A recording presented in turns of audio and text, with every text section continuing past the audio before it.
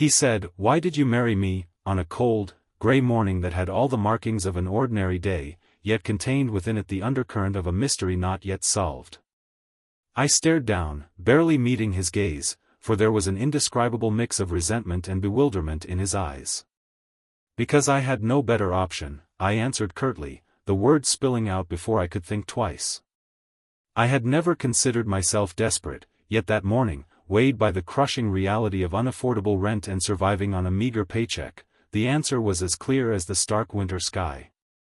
In that moment the truth of our lives was laid bare, a union not entirely forged out of passion, but out of necessity and circumstance.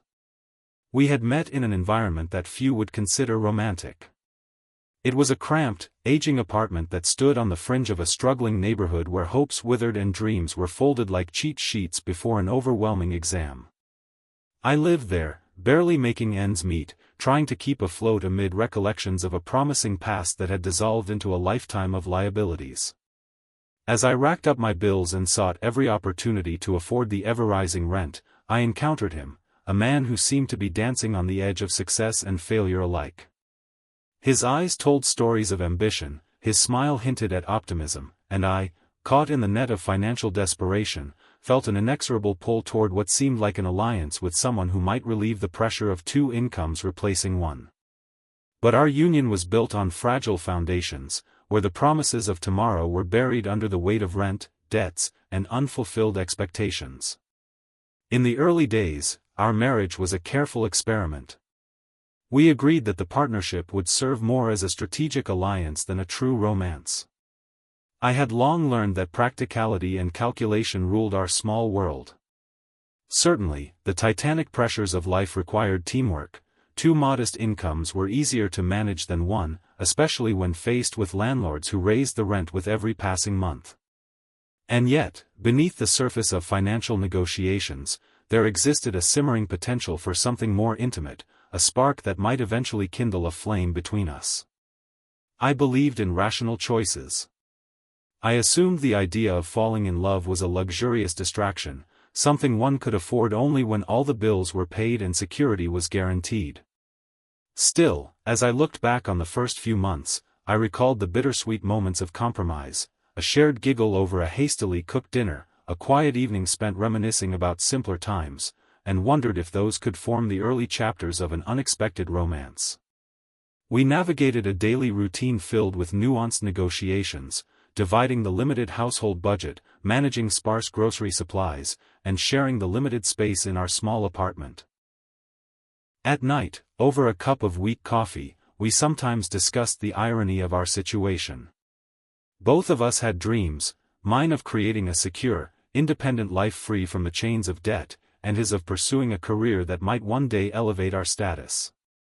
There were nights when we shared long philosophical conversations about society, fate, and money, all the while aware that the structure we had built was more an economic necessity than a deeply felt emotional commitment. Yet, in those moments, I sometimes caught a glimmer of something different in his eyes, a tenderness that went beyond calculation and desperation, a spark of genuine care that promised to bloom if only given time and space. Still, as mutual frustrations began shifting the balance between our individual ambitions and shared responsibilities, the cracks in our carefully engineered arrangement started to show. He was ambitious and resentful in equal measure.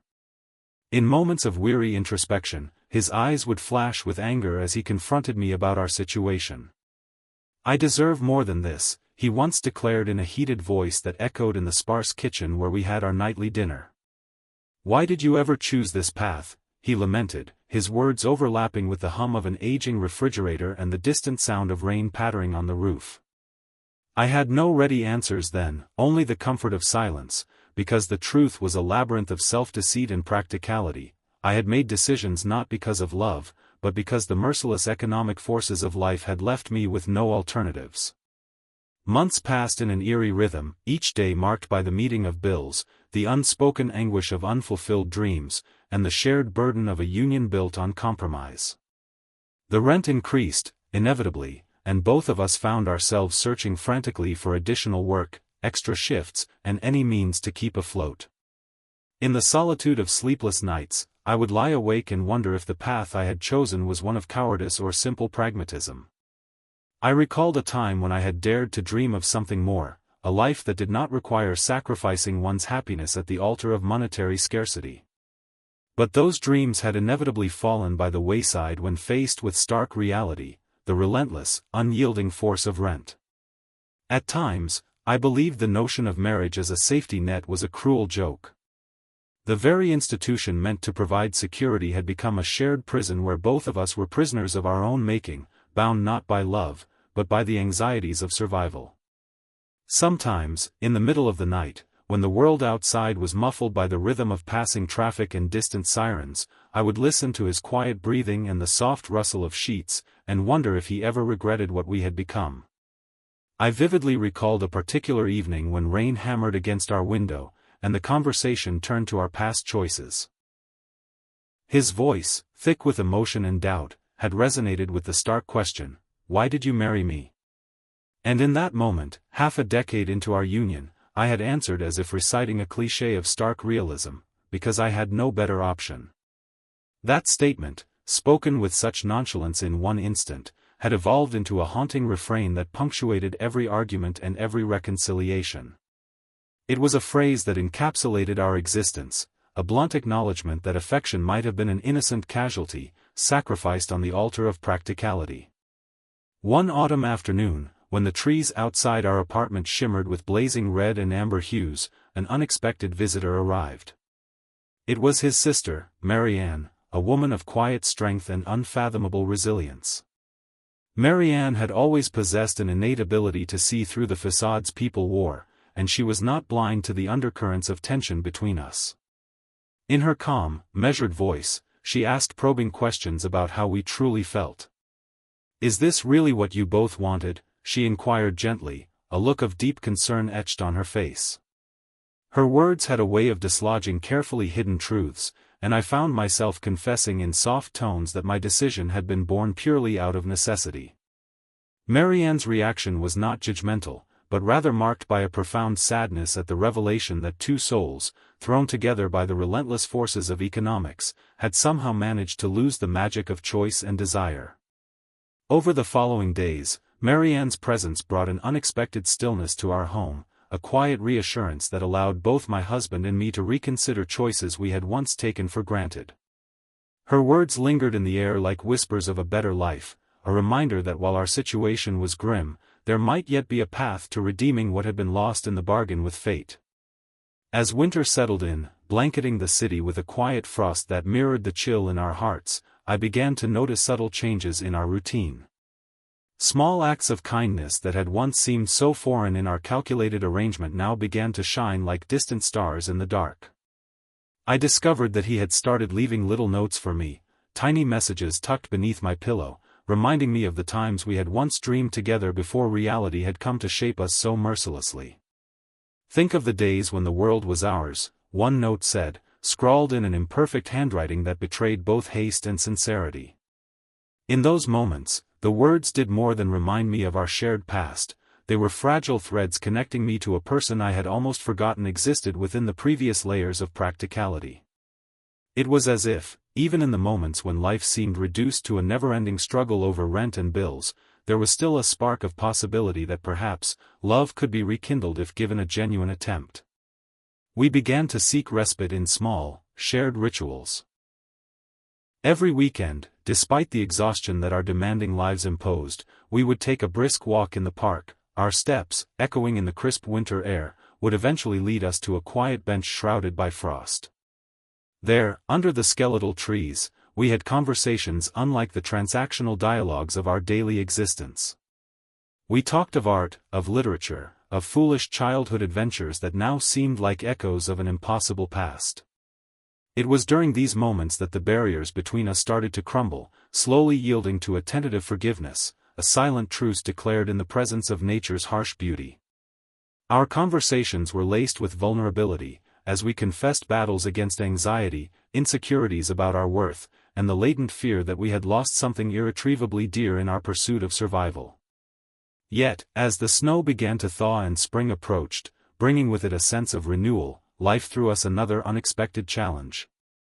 The building manager, a stern man with little sympathy for those who could barely pay their dues, served us an eviction notice. Now, the financial pressure melted into a crisis that threatened our very home. The timing could not have been worse, as it intersected with our gradual rediscovery of one another. Panic set in. Nights became sleepless marathons of worry and planning. "What will we do?" became the mantra that haunted each of our waking hours. The eviction notice was not just a legal formality, it was the physical manifestation of our frustrations, a final act of cruelty by a system that seemed to take joy in our suffering. Our salvation seemed to hinge on impossible miracles or the caprices of fate. In desperate conversations over crumpled bills and tear-stained letters, there surfaced an idea, as audacious as it was uncertain: what if we left this prison-like apartment and started afresh somewhere new? The thought ignited a spark of hope. We began researching more affordable neighborhoods where, maybe, a second chance awaited us. But the more hopeful we became, the more we realized how daunting the prospect truly was. We needed to salvage every dime we had left, to scrape together a plan that would free us from the relentless cycle of rent hikes and debt. Nights turned into planning sessions that merged the pragmatic with the hopeful. We listed our possessions, weighed up what could be sold off quickly, and even considered unconventional jobs that we had long dismissed. I found myself working on weekends, picking up extra shifts in a diner that served greasy food and louder conversations, while he took on odd jobs that sometimes promised a little more money than our usual fare. In those moments, the relentless specter of our financial crisis seemed just that, a specter, to be confronted, fended off with mutual determination and the faint hope that better days lay ahead. In the midst of financial upheaval, we also discovered the beauty of human solidarity. Neighbors, who had long overlooked the quiet struggles within our building, showed unexpected compassion. A friend from a distant corner of the neighborhood, Mrs. Rodriguez, one evening invited us to a community meeting. "We're all fighting the same battles," she reminded us with a warm smile that glowed even in the dim lamplight of the meeting hall. At that gathering, we met others with stories echoing our own: a retired veteran facing eviction, a young mother juggling jobs to feed her infants, and several others who had been crushed under the weight of rising rents and stagnant wages.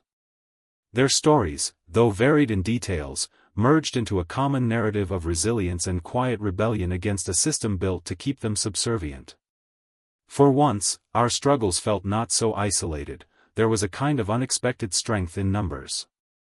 We left that meeting with a renewed sense of possibility, determined to fight not only for our own survival but for a community that deserved dignity and hope. The crisis reached its apex one stormy night when the threat of immediate eviction forced us to confront the possibility of homelessness. We gathered our few possessions, clothes, cherished mementos, and the remnants of our slowly rekindling affection, and retreated to a friend's garage, which, though cramped and cold, promised a temporary haven. It was a night of bitter reflection, where every knock on the metal door, every gust of wind rattling the windows, reminded us that nothing in life was guaranteed. "We could lose everything," he whispered, more to himself than to me, as we sat on folded chairs amidst stacks of boxes. I held his hand, feeling the palpable mix of fear and determination that defined us. It was in that moment that our union, forged out of reluctant necessity, was tested against the immense force of life's unpredictability. The relationship that had begun as a merger of practicality now had to evolve into something resilient enough to ward off the bitter winds of despair. The days that followed this harrowing night were painted in shades of gray but also streaked with surprising rays of hope. Our community rallied behind us, lending not only financial assistance but also heartfelt encouragement. Neighbors who had scarcely exchanged words before now offered their support, inviting us to share meals and resources. With every kind gesture, our shared burden lightened, and I began to see that while our marriage had started as a necessary arrangement, it was evolving into a testament of collective solidarity. I glimpsed in his eyes a similar transformation, a slowly emerging tenderness that surpassed mere convenience. On a rain-washed day, as the clouds reluctantly parted to reveal a shy sun, he spoke softly: "Maybe we can start over someplace better, someplace where love isn't hammered by the weight of monthly bills." There was a vulnerability in his tone that had been absent in our earlier arguments. A silent admission that the pragmatic foundation of our union could indeed make room for something genuine, something transformative. In the ensuing weeks, as the threat of eviction receded into the background thanks to community intervention, we found ourselves at a crossroads. The old questions, "Why did you marry me?" that had haunted our early days now transformed into inquiries of deeper meaning. Our conversations began to turn inward, exploring questions of identity, self-worth, and the fragility of human relationships when subjected to extreme pressures. We started seeking moments away from the suffocating pressure cooker of daily existence.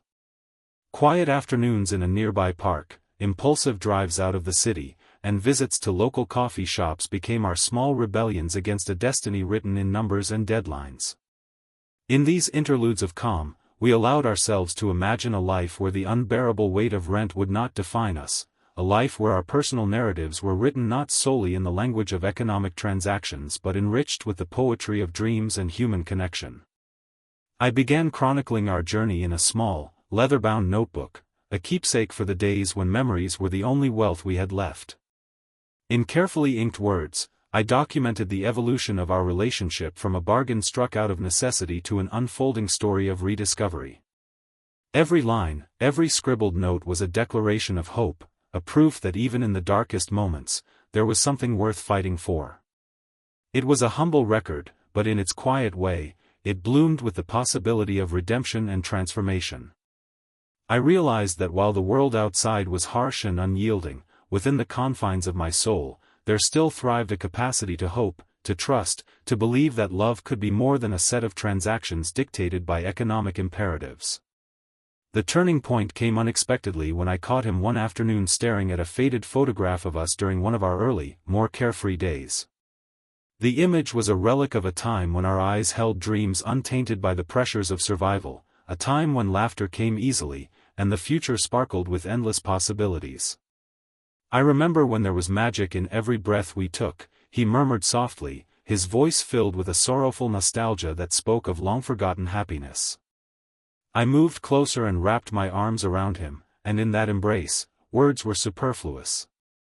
The photograph, now a silent witness to a better past, reminded us that though our marriage had begun as a compromise, it had taken on a life of its own, an intricate tapestry woven with threads of struggle, resilience, and an ever-evolving capacity to forgive and rebuild. In the months that followed, we took deliberate steps to redefine the contours of our relationship. We sought professional guidance and found a counselor who helped us navigate the uncertainties of our shared existence. In the safe space of therapy sessions, we laid bare the hidden scars, the resentments built over years of financial strain, the unspoken regrets of choices made under duress, and the quiet hopes that maybe, just maybe, we could recover some of the love we'd inadvertently set aside. Our counselor, a gentle soul with an empathetic heart, reminded us that human connections are often forged in the crucible of hardship, and that the authenticity of our union could be cultivated if nurtured with honesty and mutual understanding. Slowly, we learned to articulate our grievances without the explosive anger that had previously marred our dialogues, replacing them with honest expressions of our fears, needs, and dreams.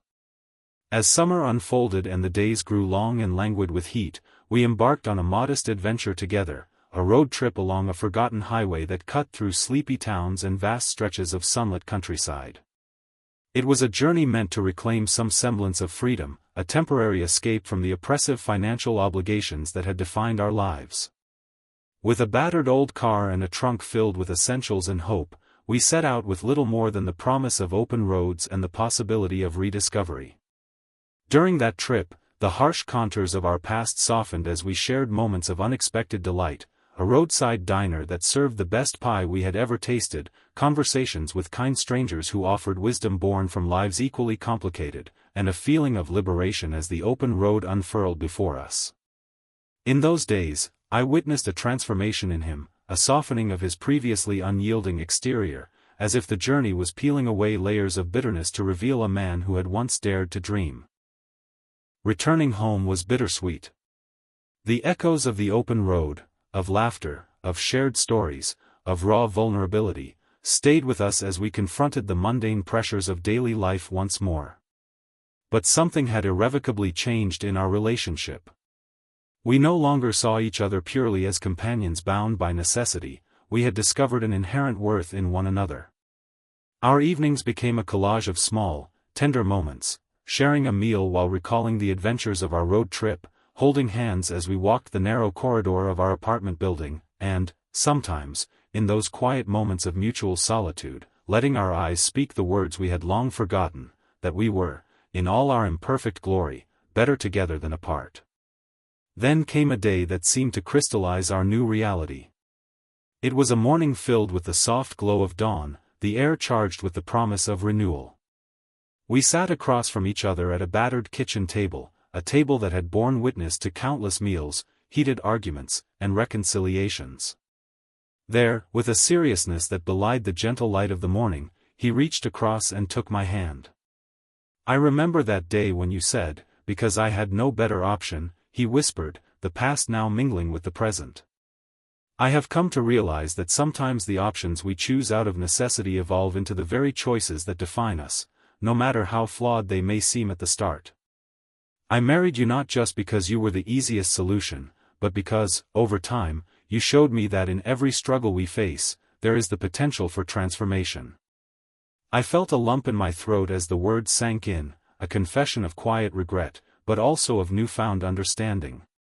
In that tender moment, it was clear that our marriage, defined by economic constraints and survival instincts, had metamorphosed into something far richer, a bond crafted by shared vulnerability, mutual redemption, and the willingness to embrace life's uncertainties with both heart and mind. The seasons continued to change, each passing day weaving itself into the vast tapestry of our intertwined existence. We faced new obstacles, a job loss here, an unexpected medical expense there, but each trial only served to remind us that the true measure of our union was not in the ease of our finances, but in the strength of our resolve to face the world side by side. There were days when the weight of reality was nearly unbearable, when the question, "Why did you marry me?" resurfaced like a ghost from the past, only to be met by the steady, unyielding assurance that our journey was about more than mere convenience.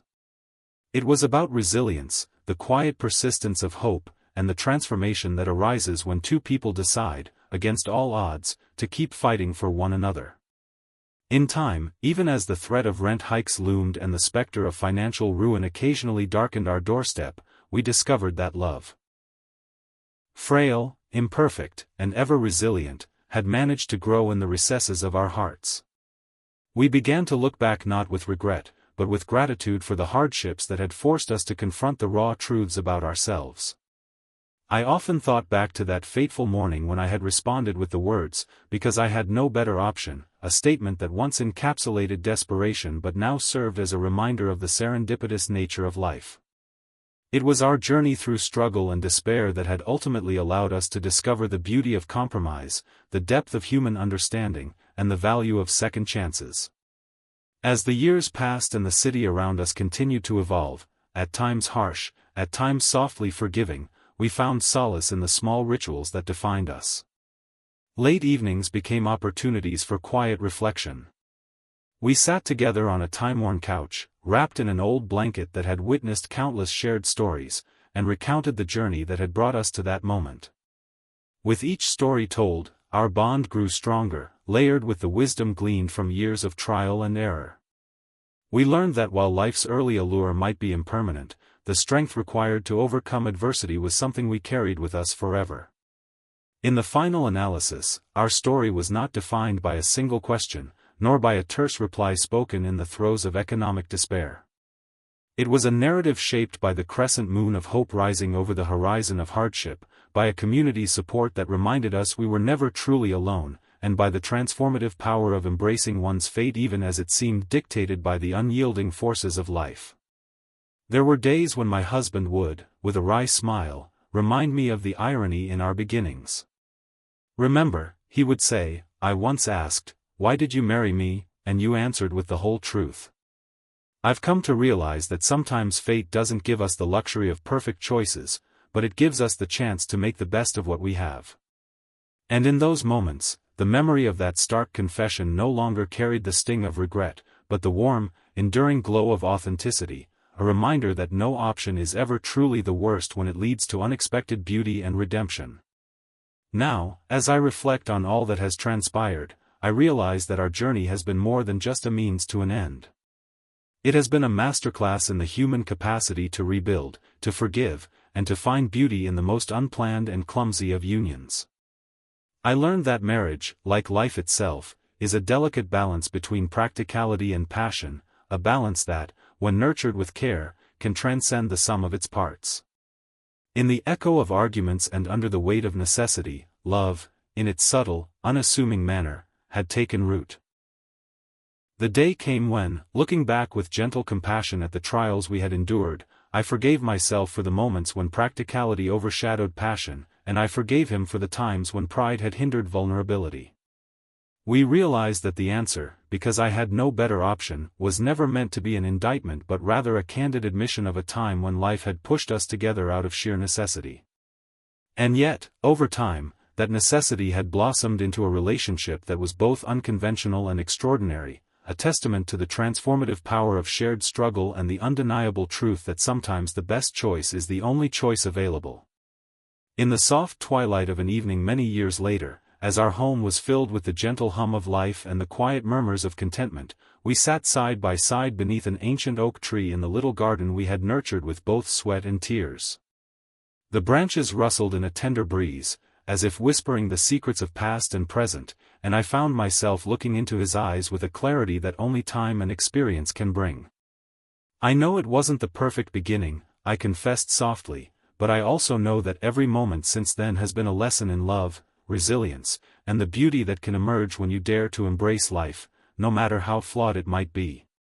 He squeezed my hand gently, and in that simple gesture lay an unspoken vow, a promise that, regardless of the hardships ahead, we would continue to be each other's refuge, a steadfast light in even the darkest of nights. Our story, complex and layered as it is, stands as a tribute to the human spirit, a spirit that rises from the ashes of desperation, that finds moments of grace among the trials of life, and that learns to love in spite of all the imperfections that destiny casts upon it.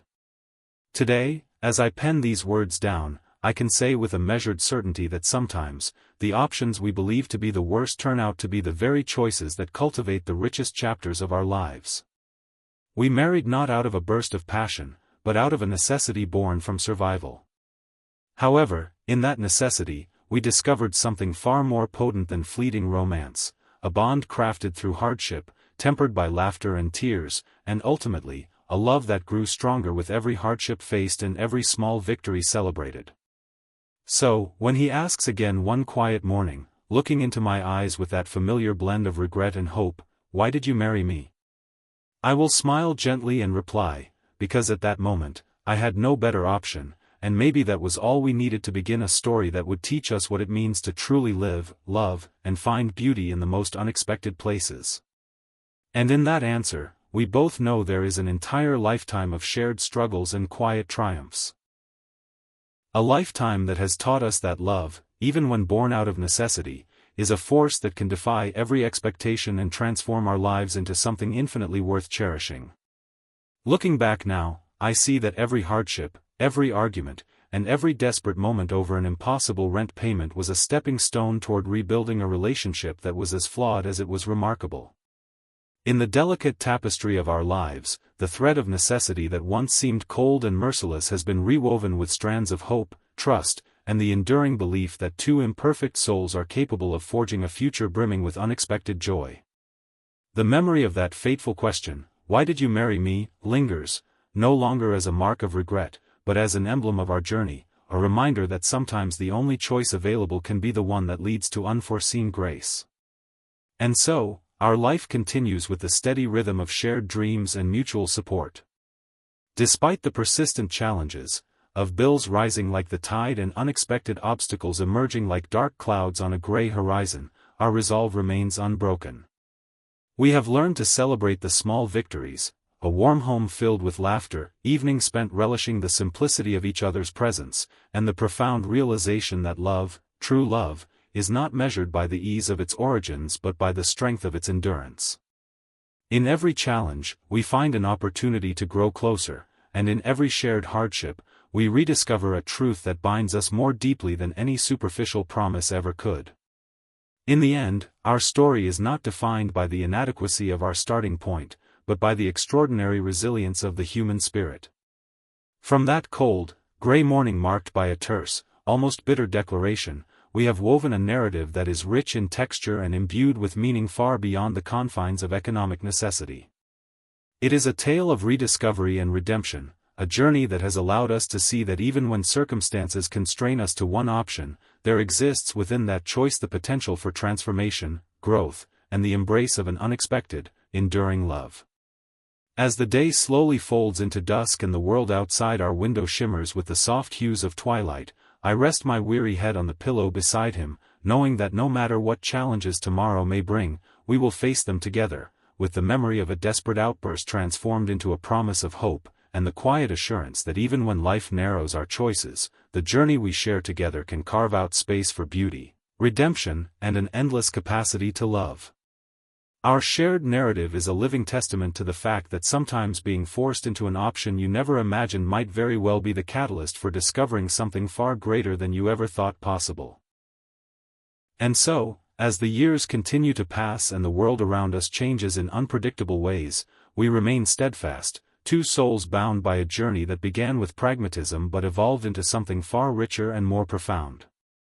In our modest apartment, in our humble routines, and in every quiet moment shared beneath the canopy of an aging oak, we have found the timeless truth that perhaps the best stories are those that refuse to be defined by a single moment or a single choice, but are instead written in the many quiet, unremarkable moments that, when strung together, form the brilliant tapestry of a life truly lived. This is our story. A story that began with a question on a cold morning and a reply steeped in necessity, but that has since blossomed into a testament to the transformative power of love, a love born of survival that, over time, has grown into something beautiful, resilient, and deeply human.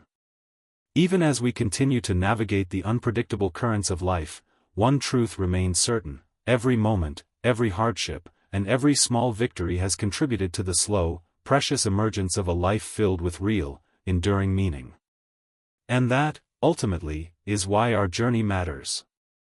By the grace of time and the quiet persistence of the human heart, we have discovered that even when it feels like there is no better option, sometimes that very option is the one that leads to unforeseen beauty, a beauty that transforms the mundane into something extraordinary, and that, in its own quiet way, redefines what it means to truly live. Today, as I look back upon our years together, I realize that what began as a desperate act in the face of insurmountable odds has forged a surprising path to redemption, a path illuminated not by grand gestures of romance, but by the slow, steady light of mutual compassion, understanding, and the unspoken promise that we would never give up on each other. In our quiet moments of introspection, we now laugh at the irony of our beginnings, proud of the resilience that carried us forward when every reason seemed to push us apart. And though the question, "Why did you marry me?" might still echo in our memories, it is now answered by the accumulated certainty that, together, we have built a life beyond the constraints of our past, a life that is rich in meaning, defined not by our initial choice, but by the unyielding power of hope, love, and a shared resolve to rewrite our destiny. As the final chapter of this recollection draws near, I find solace in the realization that our journey is far from over. In every day that dawns, we have the opportunity to stitch new patterns into the fabric of our shared existence, a tapestry that, despite the scars of hard-won battles, glows with the soft hues of perseverance, forgiveness, and the kind of love that endures all storms. And in that enduring love, we have discovered our truest selves. Two imperfect souls united by circumstance who, in time, learned that sometimes the only option available is the one that reveals a hidden reservoir of strength, compassion, and the extraordinary capacity to love without compromise. Our lives, once defined by the simple acknowledgement of economic constraint, have grown into a lifeline of shared dreams and quiet victories, a story that, in its own slow and steady way, has come to affirm that even in the face of seemingly insurmountable challenges, the human heart can still find a way to bloom. And so, as we move forward into the uncertain promises of tomorrow, we do so with hearts unburdened by regret and minds open to the infinite possibilities of a love transformed by every hardship and every small, courageous act of hope. The memory of that cold, gray morning is no longer a symbol of resignation, but a reminder of where we began, a humble, painfully honest admission that life had once forced our hand. And yet, in the years that followed, we discovered that life's true beauty lies not in the perfection of our beginnings but in the quiet, transformative journey that continues long after those initial choices have been made. For in every reluctant step, in every whispered apology and shared tear, we found the strength to believe that love, however imperfect its origin, can ultimately be the most profound gift of all. And so, I leave you with the story of a union once defined by a desperate necessity but ultimately redeemed by the power of human connection, a story that reminds us that even when all our options seem bleak, there is always space for transformation, understanding, and a love that transcends circumstance. Our journey is a testament to the fact that the choices we make, however flawed they may seem, can lead us to unexpected beauty, resilience, and the quiet grace of a life lived together, hand in hand, against the odds and in defiance of every expectation. In the final analysis, our tale, born of necessity, challenged by fate, and nurtured by the unyielding bond of two imperfect souls, remains a living, breathing reminder that sometimes the best answer, even when uttered in despair, is the beginning of a story that transforms not just the hearts of those involved, but the very essence of what it means to truly live. And in that light, we find eternal hope, and so, as the evening of our lives settled into a peaceful twilight, we sat together in quiet reflection, our eyes tracing the familiar contours of the memories we had built over years of struggle, hope, and unexpected redemption. The once overwhelming pressures of rent and financial despair had softened into the background, replaced by the comforting warmth of shared dreams and an unspoken bond that had grown stronger with every hardship. In that gentle silence, amidst the calm glow of the setting sun peeking through the window, we acknowledged that our journey, though it had begun with reluctant necessity, had blossomed into a tapestry of grace, resilience, and authentic love. Hand in hand, we understood that every decision, every challenging day, and every small victory had led us exactly where we were meant to be. Our past, filled with doubts and desperate choices, had given way to a quiet assurance that, no matter the obstacles that tomorrow might bring, we had already forged something indestructible, a union of hearts that had learned to see beauty where there once was only the weight of survival. As the night embraced us and stars began to shimmer like tiny promises across the sky, we allowed ourselves a small, serene smile. In that moment, with all the struggles behind us and the hope of new beginnings ahead, we knew that our story, in every imperfect yet perfect way, was complete. And that was exactly how we wanted it to end.